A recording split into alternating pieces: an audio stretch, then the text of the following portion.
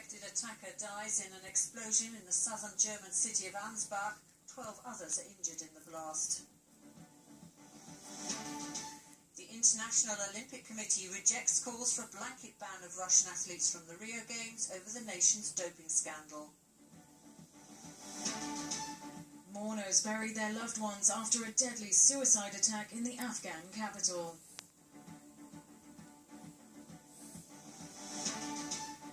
Cries for democracy. A massive rally is held in Turkey to denounce the failed coup, as Amnesty alleges that detainees are being tortured. Britain's Chris Froome joins the elite club of three-time Tour de France winners and becomes the first rider in more than 20 years to defend his title. A Syrian who'd been denied asylum in Germany a year ago died on Sunday when a bomb he was carrying exploded outside a music festival in Ansbach. Bavaria's interior minister said the 27-year-old man detonated a backpack device after being refused entry to the festival in the southern city.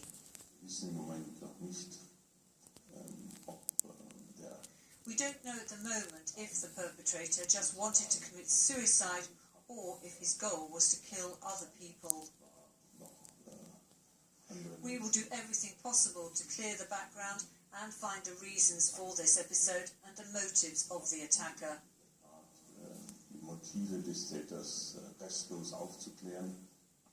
About 2,500 people who'd been attending the festival had to be evacuated while armed officers temporarily sealed off Ansbach city centre. 12 people were also injured in the blast. 3 of them are said to be in a serious condition. At the beginning I heard rumours that it was a gas explosion, but then suddenly people began to run. They said a backpack had exploded. Definitely somebody blew himself up. It's the third attack in Bavaria in a week. A shooting rampage in Munich on Friday left 9 dead, while earlier an axe-wielding teenager injured 4 people on a train in Würzburg. A machete attack by a Syrian asylum seeker in the German town of Reutlingen has no apparent connection to terrorism. Police say the incident, which left 1 woman dead and 2 others injured, happened after an argument. We have leads that this was a crime connected to a relationship. That means that there was a relationship between the killed woman and the 21-year-old suspect. We have absolutely no hints that this was a religiously motivated crime or that there is a terrorist background. The attacker, who was apprehended by police, is said to have been involved in previous incidents causing injuries to other people and was apparently acting alone. The victim and her attacker both worked at the same Turkish fast food restaurant close to where the argument took place. The incident comes amid tension after other violent events in Germany in the past week.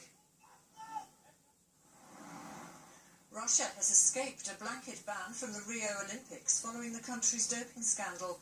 The International Olympic Committee has offered Russian athletes a lifeline by ruling that it will be up to each international sports federation to decide on whether a Russian competitor is clean and can take part.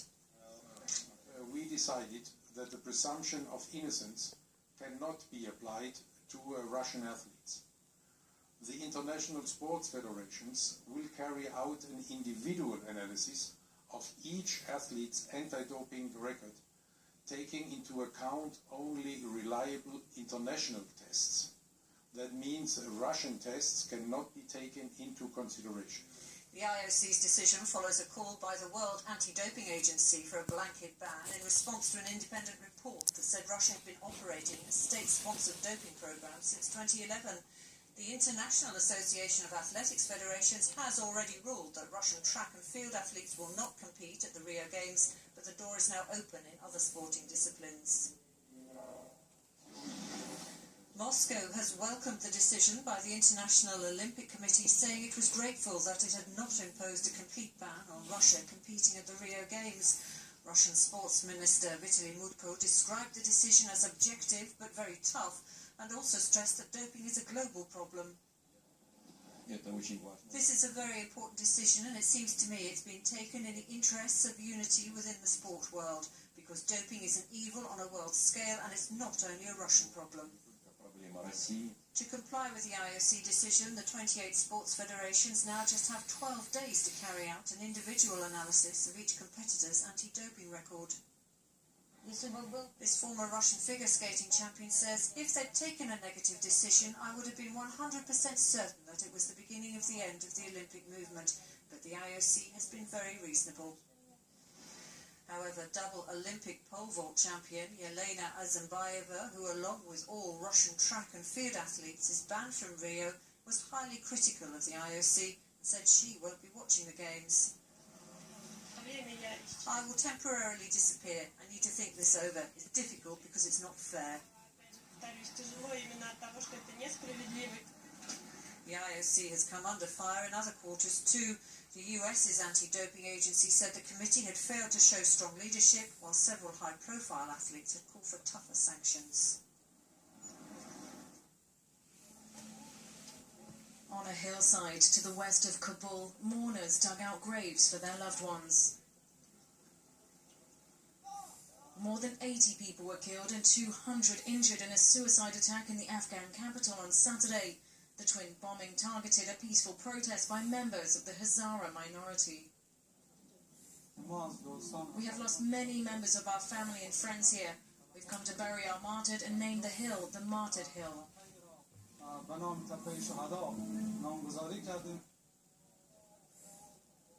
The grief of burial was also tinged with anger at the government.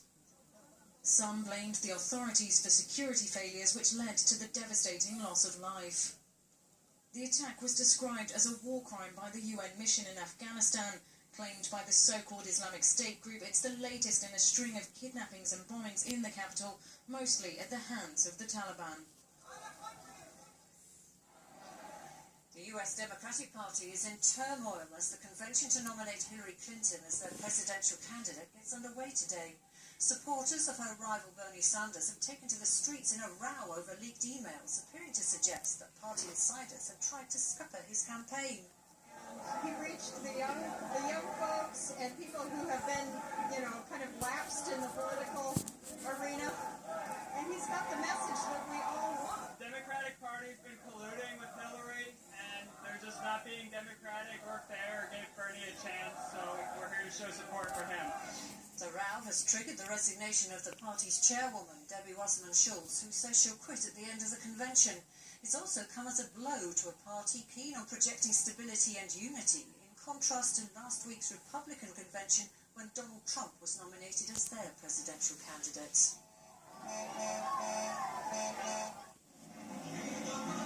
Tens of thousands of Turks gather for a pro-democracy demonstration in Istanbul on Sunday, as Amnesty International says it has evidence that detainees are being tortured amid the spate of arrests after the failed coup.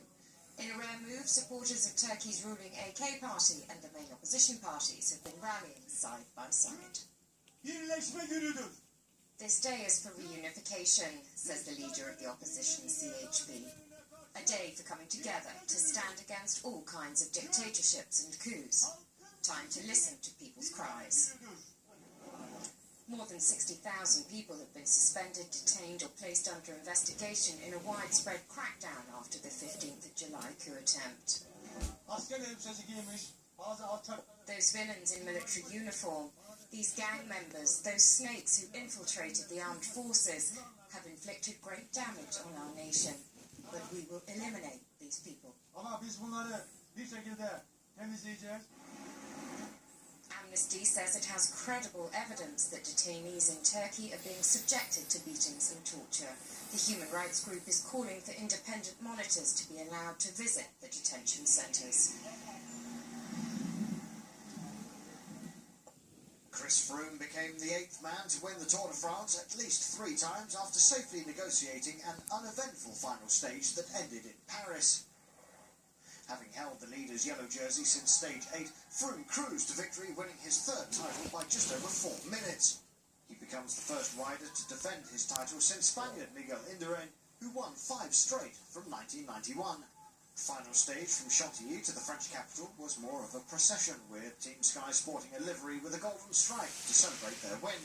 The race proper only really began in Paris, where the riders looking for that last bit of glory burst out to tackle the 6.8-kilometre laps of the city centre.